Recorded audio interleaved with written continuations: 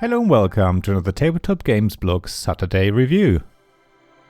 Takahama was muttering about how he was too ill to visit his love, Akiko's grave, and how she would miss the white rose he brought her every day. We told him that he would visit again as soon as he was better, when suddenly a pure white butterfly flew in through one of the windows and landed on his pillow. We tried to shoo it away, but to no avail.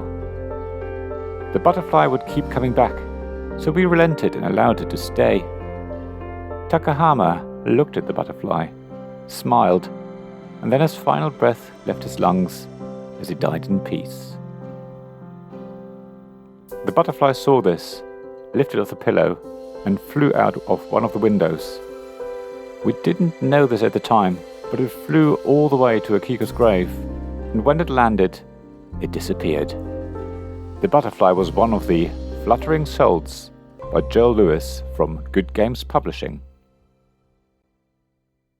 The story that inspired this game is absolutely beautiful, with the man showing his undying love for the woman who died too soon, and the woman's soul coming to find the man when he didn't come to visit her grave. The tale describes how love can transcend death and be eternal. The game Fluttering Souls isn't eternal though. In fact, it plays very quickly, in around 5 to 50 minutes, but the deck of butterfly cards are beautifully illustrated and a pleasure to look at. Not only is Fluttering Souls very quick to play, but it's also almost as quick to teach and learn, and even quicker to set up. At its heart, it's a two-player set collection game, where different butterflies give different numbers of victory points, depending on how many of them you have. Cards are laid out based on a layout card, which changes each round, but there will always be cards that overlap other cards. On your turn, you take a butterfly card, trying to grow one of your existing sets if possible, but you can only take cards that aren't overlapped by another, and as you take cards, you're freeing up more choices for the other player. So your choice of what card to take is not only based on the type of butterfly you need, but also what cards you open up for your opponent. Sometimes it's better to take a card that might not score much for yourself, if you prevent the other player from getting a card that would score them a lot. There's also a card that you can put in the place of the card you drew, thereby allowing you to take a valuable card for yourself, while at the same time blocking the other cards for your opponent. Yet, once you put that card down, the other player can take it, of course, so you have to think about when you play it.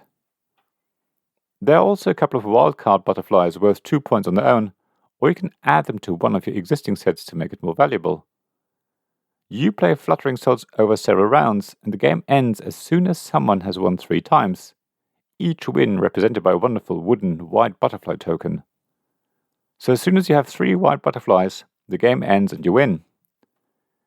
Each round you shuffle the whole deck of butterflies and lay them out according to the layout card. There will always be 2 cards left out of the game at random, so even though you know how many times a certain type of butterfly card is in the deck, you can't be sure if they're all in the current round. That creates a little bit of uncertainty when it comes to deciding which butterfly you want to collect.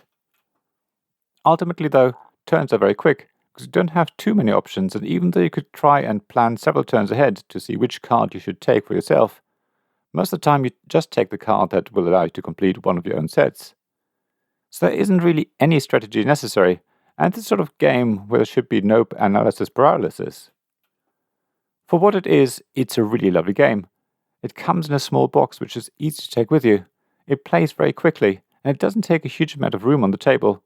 It could easily be played in a pub or restaurant while you're waiting for food.